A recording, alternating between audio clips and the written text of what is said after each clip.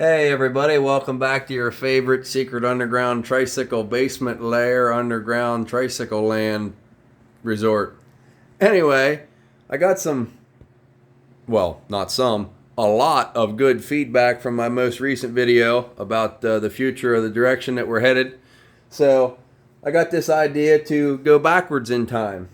And there we see a fat little adolescent tricycle guy. Now, I was way too big to be riding a TRX-70 at that time, but we still did, and that is the very same one that was in the garage in the previous video.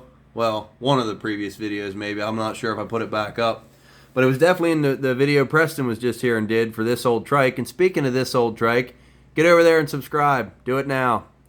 Anyway, from humble beginnings on the little TRX-70, I actually learned how to do that we had a video game on our Xbox, and it was one of the tricks you could do. It was called a bicycle, and I had seen adults do it on four-wheelers and stuff, maybe not so intentionally, and I started doing it on that 70, and it was nice because it was unsuspended. There was no suspension on those, so you didn't have to deal with the geometry changing as you got it up on the side. I was able to get pretty good at doing it, and then when I got my first 250X, which is jumping way ahead in the chronology here, I was able to do bicycles for days, and I actually can take my foot off the peg and spin the uphill tire, the one that's in the air, obviously, spin it backwards with my foot while I'm riding. And I've even showed off to the point where I only had one hand on the handlebars while bicycling. But anyway, that's the TRX-70. Back in my my little fat kid, high socks, jean shorts, bicycle stunting days. And then we graduated to the 1993 XR 200R. Pretty cool bike, low hour. Bought that from a guy who we did some landscape and mowing work for, and they bought it for his son brand new. I couldn't peel the kid off of it. He rode it for about a month. Wrecked it, broke his wrist, didn't touch it again. So what you see there is a little bit after I was beating on it. But that poor bike got trashed. And when I got rid of it, there was not much left. But it was a Honda, and it kept running. There we have my dad's Suzuki Lt230. Look at it. I think the frame's cracking right there in the picture. Probably is. They're made out of fluorescent light tubes, those Suzukis are. Nonetheless, we press onward. There's some more. There's some cool bullet holes. Back when they were all the rage, you get a sheet of bullet hole stickers at Walmart. You guys remember that? Good times. There I am again. More of that. There's the Suzuki again. Now, here we are. Here is when the tricycle infection took hold. I think tricycle infection's worse than corona because you can't get rid of it. I mean, the outcome's the same. You might die. But that's all part of the fun. This thing, I knew nothing of tricycles back then. And the guy said it was an 86 250R, and I was misinforming everybody like no tomorrow.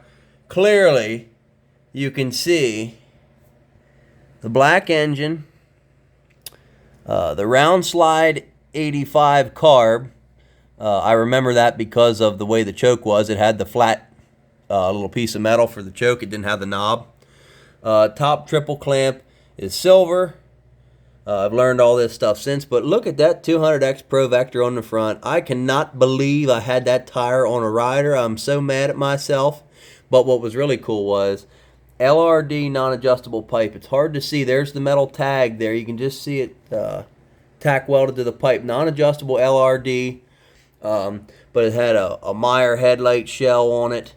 The guy painted the brake line red. I think it's a red 200X hub, or he painted the gold one red. I don't know. Had this weird skull tail light thing on, probably a PRM grab bar, I think, or maybe even somebody imitating one. Not even sure what kind of swing arm that is. If it's a stock Pro Link, it was just painted gray. I don't know that either. But bye-bye 200R, hello 250R.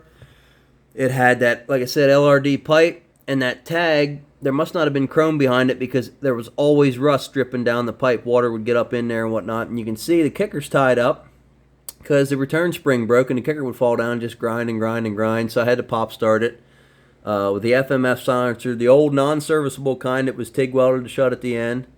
85 sprocket on there too, I see. See, it's fun now to look back because I know all this stuff. But nonetheless, there I am. There's a studly teenage tricycle guy right there. But that thing was a nasty pig. It didn't idle. You had to keep it running. And if you weren't wide open in the first 3 minutes, it was fouling plugs. It would shut off religiously. It would not start back up till you put a plug in it. And it was just a pig. But man, when you get that thing wide open, you just start clicking the shifter and it would take the next gear. And there was a nice ATC seat. I was smart enough to take that off, put this flame gripper stupid looking thing on. But that was short-lived. My brother had a brand new Raptor 350 Yamaha that he bought. And a buddy of mine had I don't know if it's a 416 or 426 or just a cammed up 400EX, but it was a pretty stout, strong 400EX. It would pull pretty hard from first gear to fourth gear and then fall off the top end. But it was a ripper. So I had to trade this thing. And the funny part was this 250R, I got extra forks, I got an extra frame, I got 4 or 5 sets of wheels and tires. Some other miscellaneous parts, couple seats for $19.50. You man, less than $2,000 for a 250R in that kind of shape. Unbelievable. I wish I'd have bought everyone I could have seen back then, but I was a kid in high school and didn't have much money. So, traded that to a guy for this gem. This was the first TRX 250X. Got the MSD ignition on it, the Flowmaster pipe, cherry bomb. I don't know how I had a Flowmaster and a cherry bomb on it both at the same time. But there's my brother's old DT. That was old air-cooled beater 100 DT Yamaha. What a pig. Good times, though. We were poor folk, but we had fun. So, bye-bye 250R. Hello 250X. There's some more of the 250X. And the seat was all destroyed. So I took some clear vinyl. Well, first I put duct tape over the foam to hold it to the pan. And then I put clear vinyl over the whole thing, bolted it back down, so I had like some kind of hillbilly shade tree deal going on there. It wasn't very pretty, but it was a seat. Then I found this at a local consignment auction. I had that at the same time. Didn't run it long, hardly at all. It's a round headlight bucket with a square headlight electrical tape to it. I bet you there's 12 miles of electrical tape there. Look at that. I think it was 78, 79, 110. Did they make a 110 in 78? I'm slipping. I am slipping. I think it was a 79. I think I have a picture of the VIN sticker somewhere or whatever. There was that. And then I got rid of the 250X because I had to have a three-wheeler. Being that I got bit by the bug with that miserable thing, I just wanted a four-stroke three-wheeler, figuring that'll be the best of both worlds. So hello, my first 350X was an 86. Homemade grab bar, obviously, because whatever broke the fender trashed the original grab bar. And the exhaust elbow back here where it goes 2 into 1, right at the kicker, that broke off. I mean, it ran two years before that broke. But the fork boots were gone. It does have the original 86 wheels, but they have 20-inch Otsu rear on it. And then the original front Otsu on the correct 350X wheel. So that was my rider. There's my brother's 660 YFZ 450, and then there's the 350X. That kind of looked like my driveway did. There's a little better picture of it. Pretty complete, decent 350X I bought from a guy. I traded the 250X to him for that, and then I had this for a while. And I can't remember what I got after this 350X. I know I had a second 250X at some point. And I know there was an 85 350X that actually came from the same guy I bought this one from. And a buddy of mine had an 87 250X. And I had the second 91 blue and white 250X. And I traded the guy I got the 350 from. Again, I gave him 2 quads. And somewhere there's a picture of 2 quads in the back of my truck. I don't know. I'll see if I can find them. No, I don't have them here in this book. But anyway, as it turned out, I traded him them 2 quads for an 85 350X that had trouble with the cam saddles in the head, and the cam was noisy, and the valve adjustment, I adjusted them 2 or 3 times, and they still rattled and clattered and made weird noise. So that's the history of how I got bit, and I actually think, this was nothing like jumping in both feet first with a nasty 250R for the first three-wheeled thing you ever rode. But I actually think at one point, a buddy of ours whose dad rode with our dad, his dad had a 85 200X. Our dad had this Suzuki Quad Sport 230. And a group of them would go and ride. And I think I rode that 85 200X. That was the first three-wheeler I ever rode. And then I wanted one. And then I bought this one. I wasn't even old enough to drive. My brother had to drive me down there in his old two-wheel drive half-ton Dodge. And we picked this up in the extra frame and all the stuff.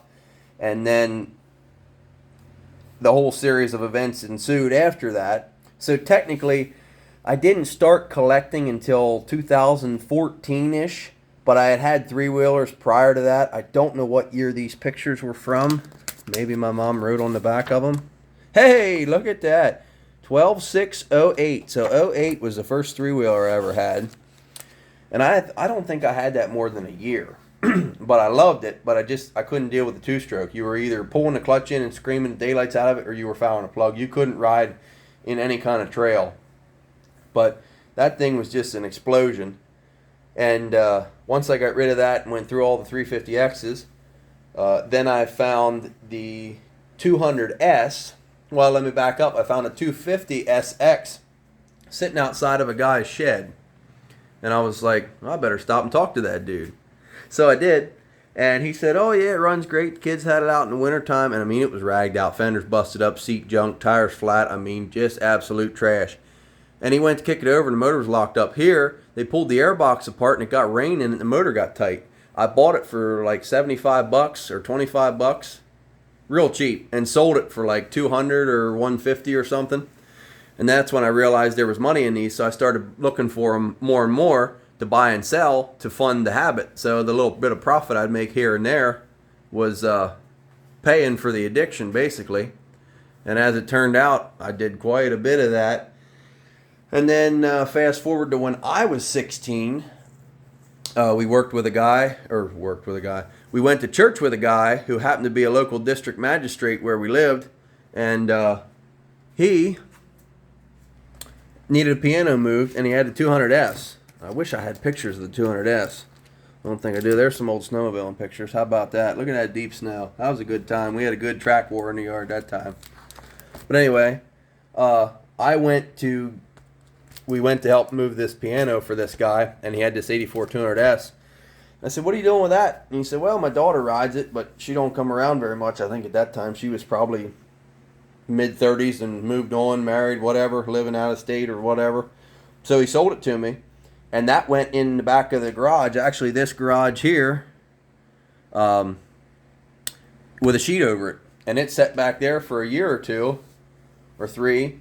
And then in 2014, I had bought and sold some stuff in the meantime. I had a couple, I had a yellow 03 300EX. I had a yellow 04 400EX. I had an orange 02 400EX, I think, with like a 426 kit in it. And if I knew how to make a good video, I would try to find old pictures from my old phones and stuff and overlay them and make a nice video like Preston does. But he's really good at all that editing and nonsense, and I just do raw footage of me standing in the basement making laps around everything that you've already seen 100 times. So, anyway, that's a bit of the history and a bit of where I came from. And with your help, we'll see where we're going. But nonetheless, it was always a good time when there was a Honda involved. Except for that pile. That frame cracked like so many times, I couldn't tell you how many times we had to have that welded. And the chain jumped off and knocked the case out. What a pile that was. Not the old Honda. Nope. Never had an issue with that. And then, little tidbit. Well, let me get back here. The old photo albums are great. Anybody under 20 doesn't even know what these are. This RM80 and that 200 were pretty darn close coming up that long lane. We lived up in the mountain there, and we had a long lane. And it was a drag race up that driveway. And that RM80 would get me, because that 200 had a steel frame and was heavy and only a 200. But there was times after I got rid of this bike that my brother still had the RM80. and I could hear the stones hitting the glass light lens on this thing, but it never cracked when he was roosting me. Because that 250, I could run with that RM80, which, I mean, doesn't sound impressive, but when you're whatever, 2008, well, that was 2009, so 2002, yeah. I was like 16, 17 at the time, so we thought we were having fun. And actually, this pig, I bought it at an auction, and I was riding it. The transmission, I think a shift fork broke or something come apart because it locked the rear end up. I think it might have went into 2 gears, or a piece broke and jammed the gears. I could never get it back to neutral. I could never get it to shift. I could never get nothing. It would start up and idle, but if you revved it up, it would just hammer and bang and whatever, shift, or not shift, labor like you were trying to start off in high gear. It was weird, but something come apart, and I only paid like $300 for it. I ended up trading it off to a buddy of mine for something because I just wanted to get rid of it. But that's the history and the heritage of yours truly, Tricycle Guy.